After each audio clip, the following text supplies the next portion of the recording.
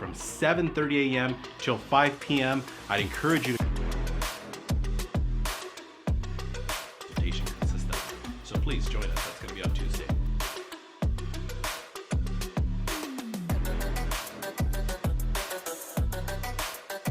Often as you want to, with creating up that value is what I'm getting at.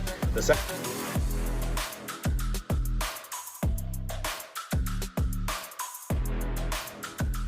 Hey, you, Robert Villanueva here. Just want to take a minute to just do it.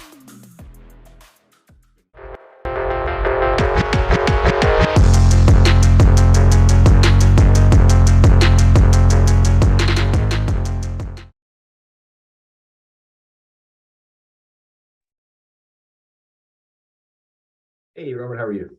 Hey, there we go. Jeff, how are you? I'm doing great. My apologies. Wrapping up the call. No worries. We'll just label those 2-3 minutes transitional time. So There we go. All right. Well, let's go ahead and get this thing going. I think one of the things I wanted to do though is you'll notice that I've invited people, and I'm going to continue to invite people to just come on board, just simply because I want them to be able to have the opportunity to ask a question or two from either and going into our role play, and then of course at the end of our role play.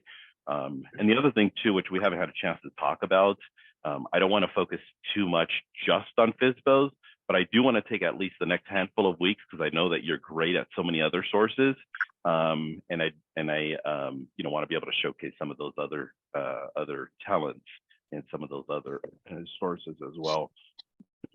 All right, so FSBOs, okay.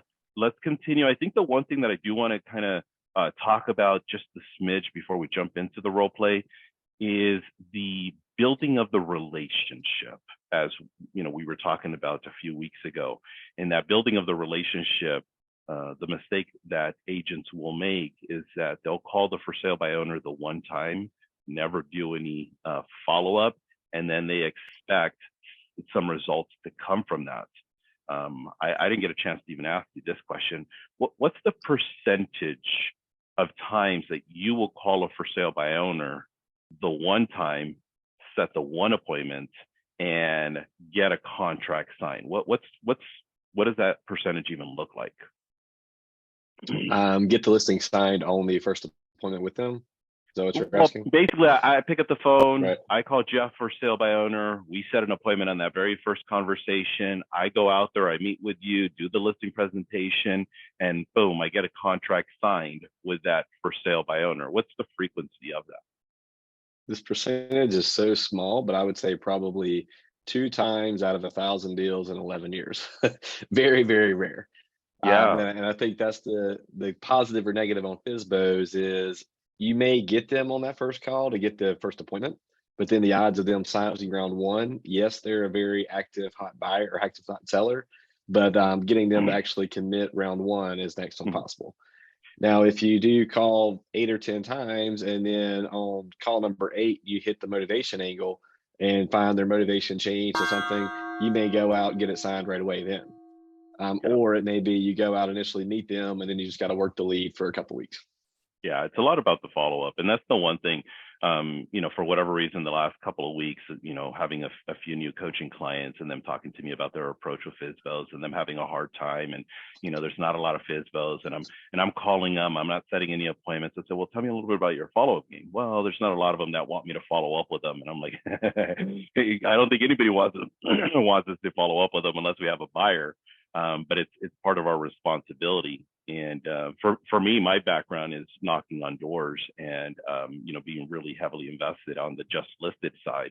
And once I started getting into the for sale by owner arena, it's fairly parallel. It was very rare that I would actually go through, knock on somebody's door, pick up the phone, go through the just listed script. And then next thing you know, 48 hours later, I have a contract signed with somebody that I just met. It's so rare. The follow-up part of that is huge. And like Mike tells us, lead follow-up is going to be 70 to 80% of the times we're going to take a listing. It's very rare that we're going to pick up the phone, call somebody, and then end up meeting with them and getting a contract signed almost initially. So yeah, and one thing that Greg Harrelson pushes a lot too is the filling in the gaps in between. So we've got that initial conversation, we've got that initial meeting, whatever it may be. And then what are you doing in the gaps? Because that's what sets you apart from everyone else. So if you're seeing them kind of in a neighborhood, with our MLS, of course, we've all got the automated systems. We can do that just so they're getting a few touch points in between, sending them a postcard, sending them anything, just so they've got a little something setting you apart. That's the little things that'll help you close the deal. Because everybody, a lot of agents are working for sell by owners, even though we think there's one for sell by owner and we think we're the only one working it. That's not the case. Yeah, absolutely. Yeah. All right, cool. Good stuff, man. I really always appreciate you. So let's get a little script in. We'll add another point or two at the end. So let me go first. I'll go first this time. Actually have you go first. So just get my script here. So here we go. Ring ring. Hello, this is Jeff. Jeff, hi, good morning. This is Robert. I'm calling from Premier Realty Group. I was calling about your home for sale. I help a lot of for sale by owners here in the area, and I was curious to know, when you sell this home, where exactly are you guys moving to? Does that really matter? No, it really doesn't. Jeff, part of my job is to get to know all of the inventory, not just with what's in the MLS, but also with what's outside of the MLS.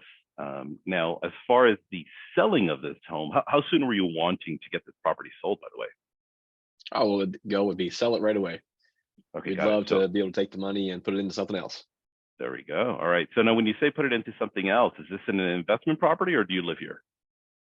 This one is an investment property. Oh, very nice. How long have you owned this investment property, by the way? I've got a lot of rentals, and I've had this one for probably 8 or 9 years. This is the last one we're holding on to in the portfolio, though. So finally cashing out on it. There we go. Yeah, absolutely. Jeff, it's funny because there's a lot of things that are aligning. I work with a lot of investors. I work with a lot of people that try to sell the home themselves. I am curious though, as far as the motivation is concerned, how motivated are you on a scale of like 1 to 10 in getting this property sold? I mean, I would sell it tomorrow, but I'm not going to give it away. That's for sure. Yeah, no, absolutely. I mean, again, working with a lot of people that try selling properties on their own, it's usually about maximizing their profits and the timing of that. Is that the case with you? Yeah, I would agree with that. I mean, the Okay. tenant just moved out, so we're just kind of now starting to push it a little bit more. So no major rush on our end. There we go. So absolutely no rush. It's just a matter of maximizing the profits in the sale of this home. Tell me a little bit about the marketing. What are you doing right now to market your home? But similar to what you guys do, I've got a sign in the yard. I've got it out on for sellbyowner.com. We've got it on Zillow, a lot of those big websites. And I've had more agents calling than buyers actually, but I'm getting a good bit of phone calls on it. Yeah, I get that. And that's usually, unfortunately, the case, getting more attraction from agents than, for that matter, getting buyers, coming to the property. But you did say you have a for sale sign. You do have it in Zillow. You also have it on, is it FSBO.com, I think you mentioned? Yes. There we go. Okay, good. Now, I don't know if you're aware of the fact, but actually the original founder of FSBO.com ended up listing his home and selling it with an agent. Were you ever aware of that? I was not, but it's kind of a fun little fact I love sharing a lot with sellers like yourself. Jeff, I'm not really seeing a price here. What's the price you're asking, by the way? We're at $399 on it. Oh, okay. How'd you come up with that price? I'm just looking at a house that sold down the street, and then there was another one that was on the market. They were all a little bit less. I've got nicer finishes in this one. We redid the countertops a few years ago and new flooring, stuff like that. So I know we can get that number at this location. Yeah, it's actually a very fair number. So countertops is what you mentioned that you ended up redoing, and you ended up redoing the flooring as well?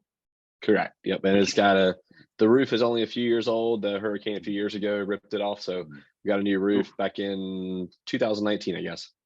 Yeah. Well, pros and cons to that. So new roof, and you got some updates here. That's definitely good. Now, Jeff, I mean, are you in a position to prepare, are you prepared to adjust your price down when working with any potential buyers? Probably not. I mean, I need this number here. Okay, got it. So again, it goes back to the original maximizing as far as that profit is concerned. Jeff, I'm curious though, why did you end up deciding to sell yourself rather than list, with a real estate agent like myself? I mean, just to save the commissions. Like we're offering 2% to a buyer's agent right now, but yeah, no need to pay the 5% or whatever you guys charge. Understood. Which is really appreciative. So you did mention that you are offering 2% to realtors that bring you a buyer. Correct. Got it. Okay. Now, just as far as if you were, and I get it, it's a big if you were to list with an agent, which agent would you even consider? Probably Tom Smith. We go to church together, known him for Oh, years. okay, Really so nice guy. got it. Yeah, I know Tom. He's actually with XYZ company, right? I think so, yeah. Okay, all right, got it. Now, separate from him going to church, and it sounds like there's some friendship in there. What makes Tom so special? Why would you choose Tom?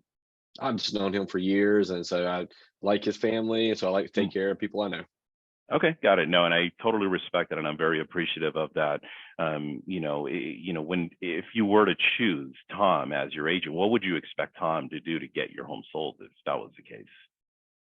I mean, I'm sure he'd probably do open houses, that kind of stuff. So just to get the buyers in the door to make sure we get it sold. Understand. Okay, so basically doing some open houses and ultimately with whatever it takes to get the property sold is what I'm hearing. Correct. Okay. Now, as far as time frame is concerned, how much time would you even consider to before you interview, an agent for the job of selling the home? We'll probably he and I talked a little bit about it just last week, but I would say give it another 2 or 3 weeks probably at this point. Okay. We've got the cleaner that was in there yesterday, and then I've got somebody going by to fix a few spots on the outside. That'll be one Okay. day next week. So just kind of getting it ready now that the tenants are out. Understood. So yeah, you're in a definitely opportune situation with no tenants. You're going to give this a couple of weeks, 2-3 weeks, like you mentioned, and then maybe at that point in time you would consider interviewing, and for that matter, moving forward with an agent. Is there anything in specific, separate from time, that would have to happen before you would consider, hiring a powerful agent like myself for the job of selling the home? Well, I think we're gonna 1031 this into like an Airbnb condo. My There we wife's go. been looking for one for a couple of weeks, so if the right one hit the market, that might work for us. Got it. Now, out of curiosity, because there's a lot of things that are aligning based on with what you're talking about. I know that you invest in some other properties, selling this property on your own. Sounds like you obviously have some experience in regards to doing this. But I am a little intrigued, though, in regards to a 1031 exchange. Do you know if Tom actually has the experience to get the property sold via 1031? I don't know if he's done that many. Okay. I honestly haven't asked him a question, Yeah. but he mentioned he knew a guy that he's worked with on a few before. But Okay. Yeah. And the only reason I ask is because obviously, as you know, 1031 is a really big, important step to making sure that you don't end up finding yourself in some, tax liability without doing the 1031 exchange properly. Jeff, that's one of the areas that I do a really good job of, and I'd love the opportunity to share with you, separate from having 1031 experience, the techniques that I use to sell homes. And I'd love the opportunity to share that with you. Jeff, I'm going to be out there in the neighborhood anyways, later on today, about 3:00. I'd love to stop on by after. Is there any chance that I can meet you out at the property, like at 4 or maybe even 5:00? I don't think I could do today, but I'll be over there with the cleaners tomorrow around 10 a.m. Oh, Would you be yeah, available no. then to swing by? Yeah, absolutely. I can definitely make that work. So let me put this down here. So I got you down for Saturday at 10 a.m. That works out perfect because I do have a 12:00. I'm going to be attending tomorrow, so I'll stop by before. Now, as far as the going back to, I know that you mentioned initially, which with all due respect, the condo that you're referring to moving this money to, is that going to be here locally, or are you going to look at moving it elsewhere? No, it'll actually be a condo down in Florida. There we go. Look at that. What part of Florida, by the way? I'm looking right around Fort Lauderdale area. Okay. What in specific takes you out to Fort Lauderdale, at least your money? Just a nice getaway since we're retiring, head that way and have a nice place to get away to when we want to. There we go. Now, do you have an agent out in Fort Lauderdale? I do. Yeah. So we've got somebody looking down there pretty actively right now for us. Okay, good. Well, what I'll do anyways, when I come over tomorrow at 10:00, I'll give you a couple of other options. And then that way, just in case for whatever reason that agent ends up following through, I do have a couple of other alternative options. But I got you down here for tomorrow, Jeff, at 10 a.m. And yeah, I mean, I'm looking forward to meeting you, getting to know each other. And then I'd love the opportunity to sit down and just kind of have a little bit further conversation of what it is that I do to get property sold. So I'll see you tomorrow at 10:00. Okay. That sounds like a plan. See you then. All right. I liked it. I liked your line on the bringing other options for the agent. So even though they've got somebody, I agree, just kind of keeping the door open because you never know. Half the time, especially when it's remote and they have not met that agent, they'll end up changing or the agent will drop the ball and things go squirrely pretty quick. The other scenario I like too, obviously coming back around to the condo game, trying to figure out true motivation and what's happening. Mhm. Because as we both know, the true motivation of what they're doing, it's not, I think Ron's mentioned it on stage before, we spend sometimes too much time explaining the knee surgery versus talking about how they want to walk again to be able to throw the football with the grandkids. So Mm. we've got to get out of the process and more into the final results of what they're looking for. So, Yeah, no, I love that feedback. It's I think that sometimes where agents get really stuck on is a lot of the technicalities, and they get so stuck with the minutia that they, completely forget as to the reason, that they're making this move out there. Now, the other cool thing about it too is that I'm not trying to pat myself on the back. I'm just trying to highlight some of the areas of focus. Is when we have that conversation tomorrow at 10 o'clock. Now I can go into the depthness. You said one quick little liner in terms of like having the opportunity to go down there and make that some sort of a vacation opportunity. So I'd go into the depthness behind that, and maybe even kind of finagling our way in there with, a referring agent, get even a referral out of there, because the person you're referring to is the Zillow lookup and the one person that you ended up inquiring with regarding that one property. And it ends up happening to be that one buyer's agent that sold 4 properties last year. And that's right. who you're in contact with versus, somebody who's going to be a lot more experienced and, be able to reconnect that bridge and, be just enough to one up, in this case, Tom Smith. So, Yeah, and something we covered recently in a meeting too, and I don't remember the exact numbers, so don't quote me on this, that the population of the US, it's like whatever it is, we're going to call it 10 million. And then each lead source is bringing in X number of leads. So like there's 3 to 4 times more leads that Realtor.com, Zillow, all those are claiming that they're pulling in versus the actual population. And we know that only a third or a fourth of the population is doing anything. So a lot of people will inquire on a property. There'll be a lead in somebody's database. That agent will drop the ball on finding them, and then all they got to do is pop into another database the next day. So yeah, I agree. Even making a connection, similar to what you're referring to, and if you get somebody that knows they've got a hot lead coming from you, they're probably going to work it 10 times harder than that random Zillow lead. Yeah, absolutely. All right, good stuff. Let's get you up on deck. So let's go ahead and get a role play in, and I'm ready when you're ready. Ring, ring. Hello. Hey, this is Jeff Lesley with Century 21. How are you doing today? I'm good. Thank you. Great. I was calling about the home on XYZ Street. Now, is this an investment property for you or your primary residence?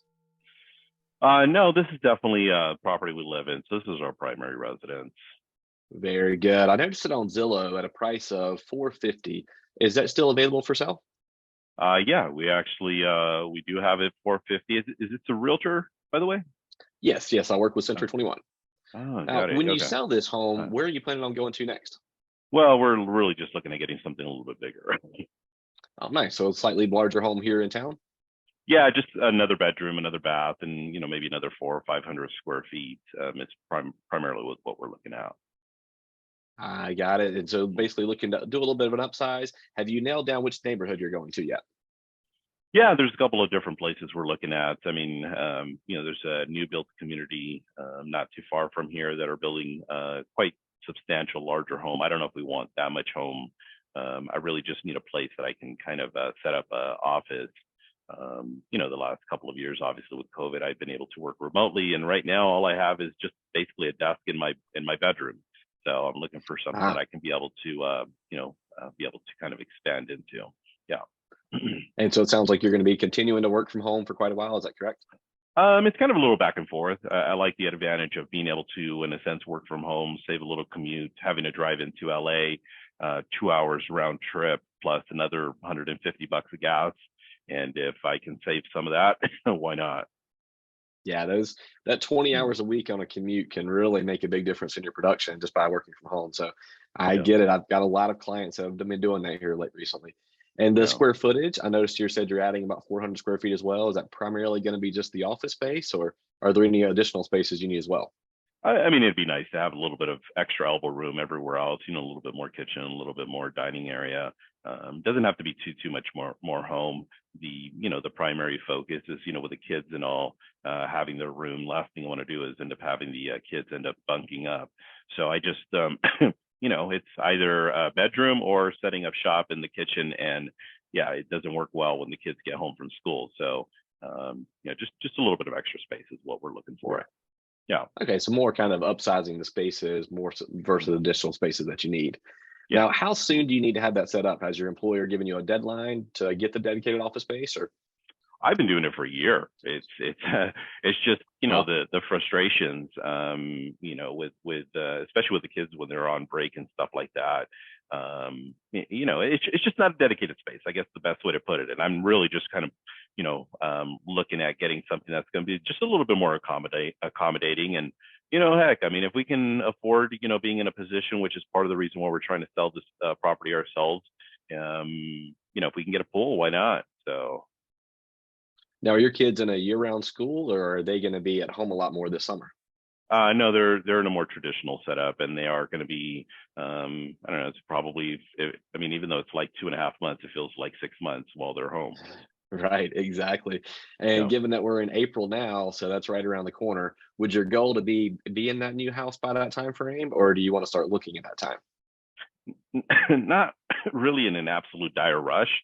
It's really just a matter of getting this property sold and starting to take a look at with whatever that next property is. I mean, of course, just like anybody else, we do a lot of window shopping, and we'll take a look to see what's going on realtor.com. We'll look on Zillow. We'll look on a lot of the websites, and there's some properties that intrigue us, and we know that the options are out there. It's just getting the property sold, and for that matter, making that move. Have you guys found that right home that you've lost out on yet, or are you just kind of window shopping and seeing a few things? I mean, I don't want to say I lost out on, but there are some properties that really were, that really piqued our interest, and kind of the save to your favorites, if you want to call it that. And sure enough, a week or two later, they're gone. Sort of the good thing is that there's one here, one there that pops up. But we are noticing that little by little, these properties are not coming on at the same pace. And, and that's part of the reason why we just decided to, sell this property ourselves, because we figured we could save, whatever that commission is. And what was your name again? Jeff Lesley with Century 21. Yeah, Jeff, I think one of the things, which I really appreciate all the questions and all, but, what I was telling some of the other agents that have called me of recent, it's just really, I mean, we're offering 2%. You have a buyer. I mean, we'd be more than welcome to entertain it. We're not really looking at listing the home right now with anybody. So, but, I mean, you're welcome to bring buyers by anytime. All I ask is just simply text me in advance. Absolutely. And if the right buyer did come along tomorrow, you guys will be ready to sell the home. And what's going to be your interim play before you find the right move? Well, I mean, we've done this plenty of times before in terms of selling a place. This will be the first time trying to sell it on our own. We know that we can have the contingency, which is part of what we've been explaining to all the buyers. We're hoping to get this property under contract, have the ability to go out there and find a home while we have this thing under contract. We're not too picky. We know that we can actually find something. It's just a matter of making sure that we secure a buyer for our home. It's probably the most important thing initially. And it sounds like you guys have played this game many times. That the markets have changed a little bit since then. Contingencies are a little bit more difficult to get accepted these days. You probably know, you heard on the news a year ago, you never would have gotten contingency accepted. These days, I would say they're probably happening 1 in 10. But that's about 90% of other buyers who are not contingent. So if you had 2 buyers come to you on your home and one had to sell their home in order to buy it, the other one had already sold their home and was ready to buy, which one would you choose? Yeah, I mean, I see what you're saying. I mean, obviously the one that's ready to go. Yeah. So that may be an important factor to go ahead and get it on sooner than later, just to be able to put the money in your pocket if you guys have got that interim plan. So I would definitely be brainstorming with your family, kind of a good plan B. So that if we get it on the market, we can get it moved where you guys would go in the interim before the right home is found.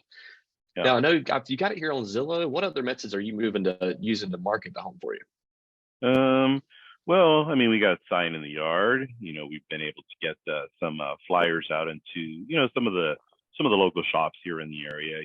We frequent a lot at certain places, dry cleaners, restaurants, and some local businesses.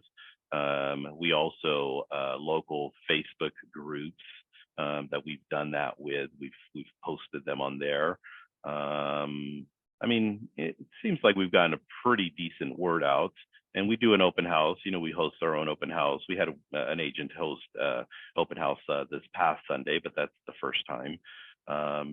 So yeah, I mean, ultimately, just you know, whatever it takes. I mean, I think we're doing quite well, at least the attraction part of it.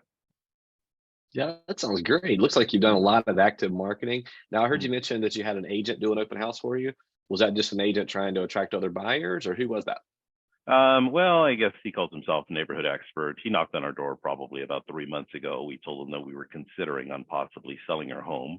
We had a sit-down conversation, and after talking to him, we just weren't really too pleased with the conversation, and we just, you know, just decided, you know, we're going to try to sell it ourselves. The agent asked, you know, hey, what happened? And I told him, said, yeah, we're not really looking at paying anybody 5 or even for that matter 6%. And he offered to actually hold it open, so he just said, sure, why not?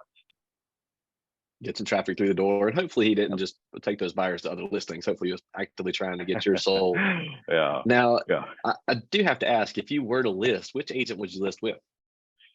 I mean, if anything, that's the only agent we've spoken with. We don't talk to too many agents. The last time we did this was about 7 or 8 years ago, and that agent unfortunately passed away. So there's another agent at church, but aside from this gentleman, Tom, yeah, there's not really too many people that we kind of have our eyes set on. I get that completely. And sounds like Tom was definitely doing you a favor, so I can appreciate that. Now, out of all of that active marketing you're doing, how many offers have you guys received so far? Nothing but tire kickers. I mean, we've gotten a couple of investor offers, which is about $100,000 less, and it's complete opposite of what we're trying to accomplish. So outside of that, we haven't really got anything solid. Nothing solid really on paper yet. Well, I Mm. work with a lot of buyers in our area, and I work with a lot of sellers who try to sell it themselves, and then at some point do change and need an agent. I'm going to be in your area this afternoon around 3 p.m. or so. Would you be available for me to swing by? Just take a quick look through the property, about 5 or 10 minutes, and see exactly what you've got, so I can have it on the plate for my buyers as well. I mean, we can have a conversation, you know, but same thing like I told Tom, I'm not really looking at hiring an agent yet. I do think one thing that you did mention about the whole contingency, you know, I want to know a little bit more about that, with what you know, kind of meant about like I think you said like 90%. I'm a little curious though, because obviously that's kind of was what we were banking on. So yeah, I mean, absolutely, yeah, we'd be open to a conversation, but like I'll tell you right now, Jeff, we're not signing anything. We're not committing to anything. If you want to come on over, sound like a great guy, we'll be open to a conversation. that is no problem at all. And I'll make sure the first thing that we cover is how contingent contracts are working in our market, just so you've got a really good grasp on that. And if something does work out for you, you'll know exactly how you can proceed from there.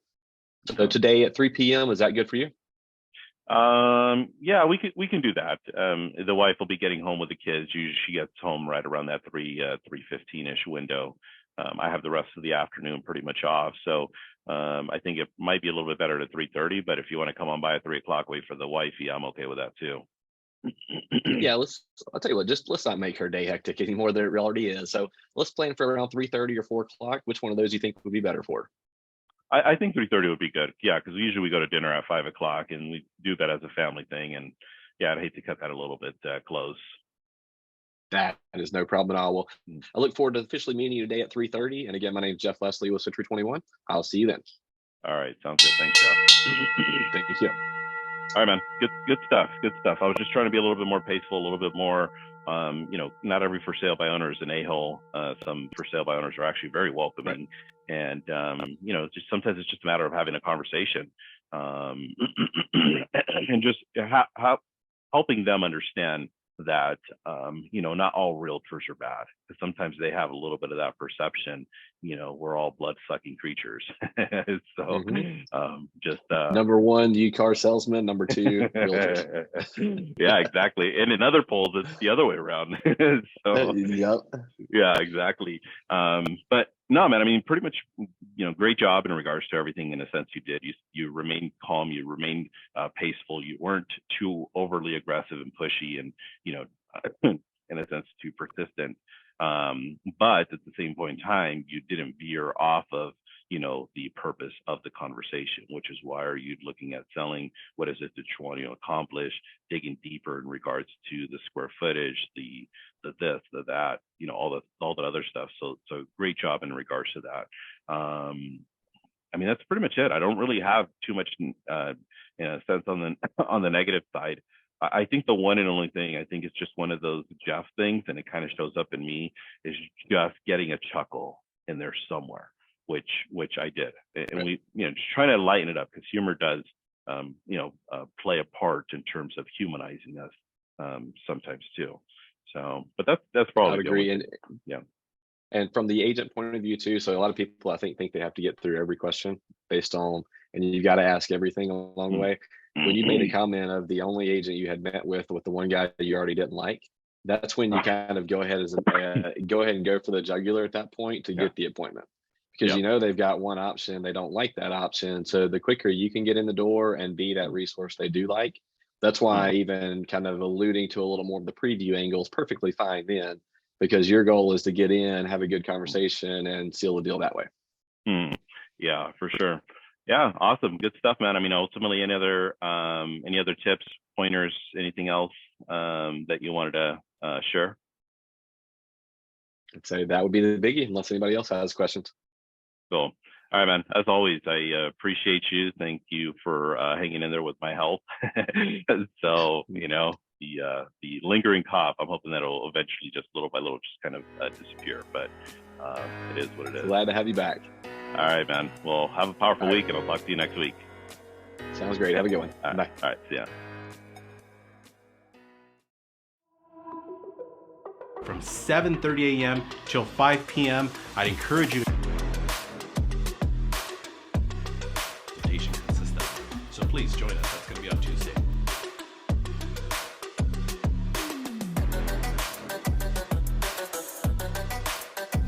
Often as you want to, with creating of that value is what I'm getting at.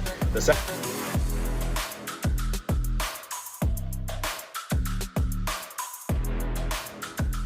Hey, you, Robert Villanueva here. Just want to take a minute to just do a